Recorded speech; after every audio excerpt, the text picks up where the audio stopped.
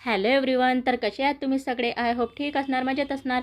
तर ना आज मी सकाळी सकाळी बनवले होते मस्त लौकीचे 10 पोळे. तर चला म्हटलं तुमच्यासोबत पण शेअर करूया. तर मी आज लौकी कापायला घेतला होता, पण तो लौकी काही मला कट होईना, कारण की काय होतं ना, तो खूप जरडा होता, तर मी फेकून देणार होती. तर मम्मी मला बोलते की बाई फेकू नको गं तो. तर मी म्हटलं काय करायचं मग याचं, दे म्हणते आपण काही ना काही करू. तर मस्त मम्मीने त्याने कापून दिलं कसं का टोपी करून. मग मी ते मिक्सीच्या जारला टाकलं, फिरवून घेतलं आणि मस्त राईसच्या फ्लॉवरमध्ये टाकून म्हणजे आट्यामध्ये टाकून त्याला बनवून घेतले 10 पोळे. आणि गरमागरम अशा प्रकारे आज झाला आमचा 10 पोळ्याचा नाश्ता.